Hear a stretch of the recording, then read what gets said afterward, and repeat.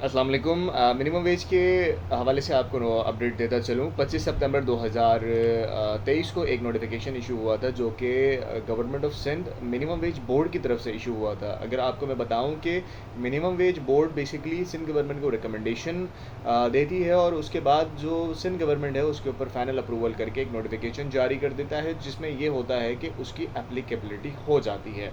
तो सिंध गवर्नमेंट का labour and human resource department है जो कि फाइनल नोटिफिकेशन इशू कर देता है, जिसके बाद ओवरऑल प्रोविंस में सिंध गवर्नमेंट की तरफ से मिनिमम वेज की एप्लीकेबिलिटी हो जाती है। उसमें गैजेटेड नोटिफिकेशन इशू हुआ है मिनिमम वेज बोर्ड का, तो बेसिकली उसको हम कंसीडर यही कर रहे हैं कि वो एप्लीकेबिलिटी हो गई है। मेरे इल्म के मुताबिक वो ये है कि अगर 14 डेज़ के अंदर, जो उसमें एक लाइन लिखी है कि अगर 14 डेज़ के अंदर कोई ऑब्जेक्शन आ जाए तो ठीक है, अगर ऑब्जेक्शन नहीं कोई करता तो फिर यही मिनिमम वेज अप्लाई कर दी जाएगी। अब मिनिमम वेज का मसला ये है कि उस अमाउंट को अप्लाई कर दिया जाएगा सेम टू सेम, उसमें कोई तब्दीली नहीं की जाएगी। लेकिन उसके अंदर अगर आप एक और लाइन पढ़ें जो कि आगे लिखी है उसी नोटिस के अंदर, कि ये उस वक्त एप्लीकेबल होगा कि जब इसकी एप्लीकेबिलिटी की सूरत में नया नोटिफिकेशन इशू हो human resource and labour department की तरफ से, जो कि गवर्नमेंट ऑफ सिंध इशू करे।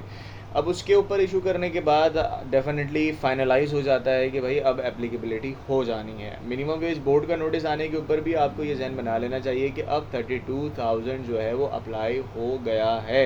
सिर्फ हम इंतज़ार कर रहे हैं उस फाइनल नोटिस का, क्योंकि पिछली प्रैक्टिसेस यही हैं कि वो फाइनल नोटिस आएगा तो फिर हम इन तमाम चीज़ों को अप्लाई कर देंगे या 32,000 को अप्लाई करेंगे। कल की डेट में 23 अक्टूबर को एक न्यूज़ मैंने देखी है, उसके अंदर जो हमारे एक्टिंग चीफ मिनिस्टर हैं सिंध के, उन्होंने मिनिमम वेज की इम्प्लीमेंटेशन के लिए ऑर्डर्स जारी कर दिए हैं, जोर दे दिया। तो डेफिनेटली एक दो दिन के अंदर हो सकता है कि नोटिस आ जाए फाइनल, जो government of Sindh human resource and labour department का है। आई होप कि आपको इन्फॉर्मेशन बेहतर मिली होगी और आपकी जो मिसअंडरस्टैंडिंग्स हैं वो क्लियर हुई होंगी। अगर आपका कोई क्वेश्चन है तो वो आप कमेंट में मुझसे पूछ सकते हैं। Thank you very much. Allah हाफिज़।